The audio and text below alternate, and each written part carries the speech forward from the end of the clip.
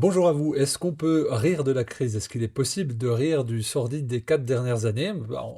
Petite occasion de faire le point sur cette question, parce que c'est vrai que la sensibilité de chacun est un peu heurtée. On verse même dans la sensiblerie, c'est-à-dire que la moindre chose qui heurte rétracte. Très souvent, moi, on me dit arrêtez de nous culpabiliser avec vos informations, que ce soit en conférence, au séminaire. Et jamais on m'avait dit ça. Et je remarque en fait que c'est pas la nature des informations qui ont changé, c'est la capacité de réagir avec quelque chose qui est inconfortable et qu'on va prendre émotionnellement avant de prendre intellectuellement ou cognitivement. Et donc, on va voir est-ce que c'est possible de rire de ce qu'on a traversé ces 4 dernières années. Est-ce que vous êtes capable de sourire au mot confinement? Est-ce que vous êtes capable de rire au mot couvre-feu?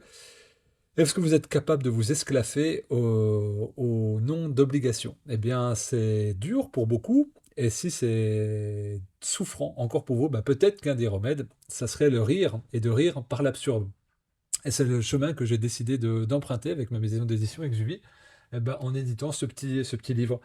Donc de Dubatov et Miellou, deux auteurs BD, donc les ornithorynques, qui traversent la pandémie et la crise Covid, donc les ornithotrinques, parce qu'ils ont bien morphé ces ornithorynques, voilà, avec différentes obligations, obligés de porter des seaux, obligés de ne pas se toucher, obligés de s'enfoncer un aiguillon une fois, deux fois, trois fois. Bref, vous le voyez sur les planches qu'on vous met au montage.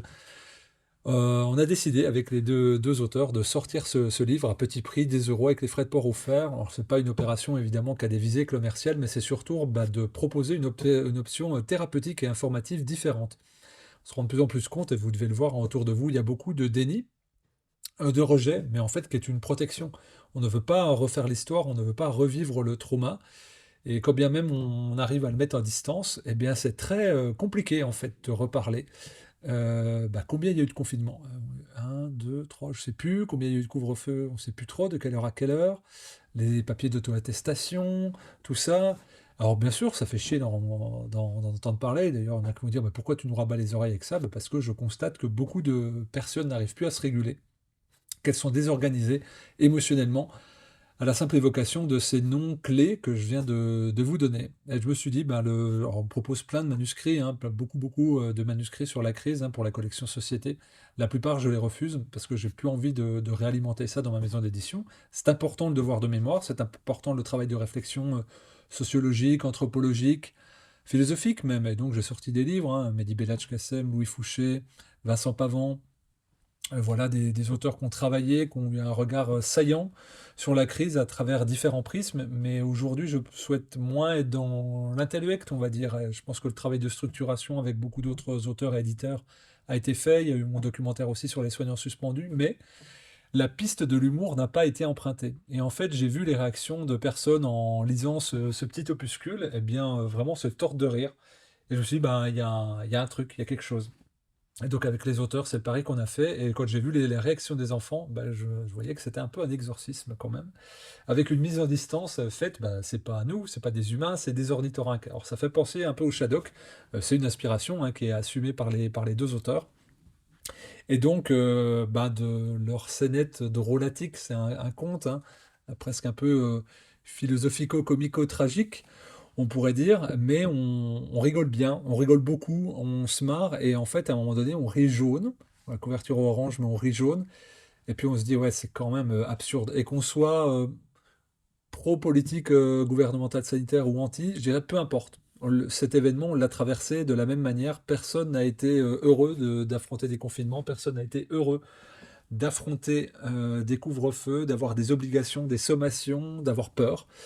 Et bien là, ça permet de mettre à distance. Le fait que ce soit des animaux et de l'absurde, ça permet d'être à distance et d'exorciser ça et de refaire du dialogue. Et donc, moi, ce que je vous invite, déjà, c'est à le lire d'un point de vue thérapeutique. Et ensuite, c'est de l'offrir et de le laisser traîner comme ça, sur un coin de bar ou sur une table basse ou sur une salle d'attente.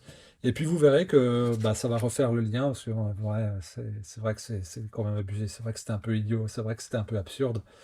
Là, je vois le nombre d'ornithorynques dépressifs ne fait qu'augmenter. Les antisauts devinrent vite anti-confinement. Bah oui, parce qu'il y a des complotistes aussi chez les ornithorynques. Et donc, voilà, ils cherchent à se soigner eux-mêmes. La devise du conseil ornithorynque, c'est ne pas soigner pour ne pas se contaminer. Bref, il y a même des petites autruches, hein, des différents bestiaires hein, qui s'expriment. Je répète, là, on fait beaucoup de tables rondes et des émissions Parlons Santé avec des psychologues. La semaine dernière, ici, dans ce lieu-là, on est avec 5 psychologues, dont des personnes qui sont cliniciens expérimentés ou professeurs à l'université. Et en fait, toutes font le même constat. En fait, elles viennent d'horizons différents. Toutes font le même constat. Il y a même une psychologue étrangère, c'est que ben il y a du mal à être en lien avec l'autre, à être en lien avec soi, et que ça a explosé les syndromes psychologiques, et aussi chez les enfants beaucoup de décompensation, et que c'est larvé en nous, parce que c'est trop souffrant, c'est trop douloureux ce qui a été vécu, et que ça n'a pas été restitué correctement. Il n'y a pas eu de débriefing, comme on dit, il n'y a pas eu de table ronde, il n'y a pas eu d'événement national, il n'y a pas eu de colloque gouvernemental, de colloque à l'Assemblée nationale ou au Sénat. Il n'y a pas eu de grande émission de télé, il n'y a pas eu de rassemblement pour dire, bon alors là on est sorti de la crise, hein, on se rappelle, on devait tous mourir. Qu'est-ce qui a été bien fait, qu'est-ce qui a été mal fait, comment se sont comportés les médias, comment se sont comportés les artistes.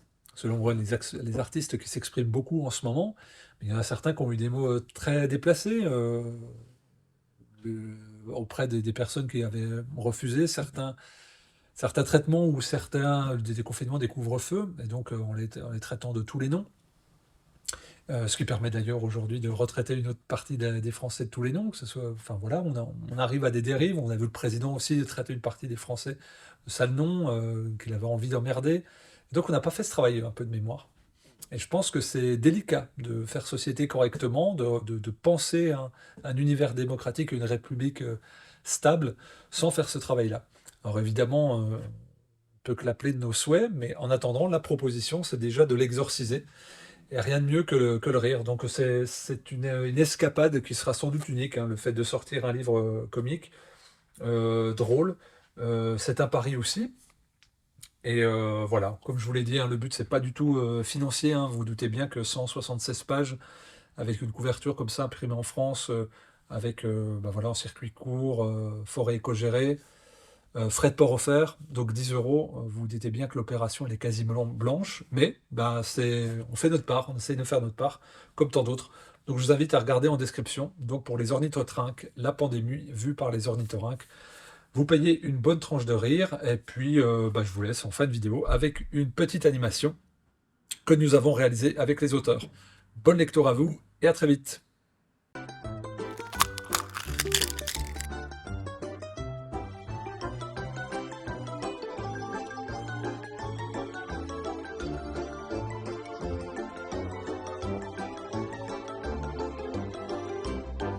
Dans le monde des ornithorynques vivaient des ornithorynques. Ils étaient joueurs, chamailleurs et roupilleurs. Un jour, un ornithorynque ne s'est pas senti bien. Et un autre ornithorynque ne s'est pas senti bien. Et un troisième ornithorynque ne s'est pas senti bien. La panique se répandit chez les ornithorynques.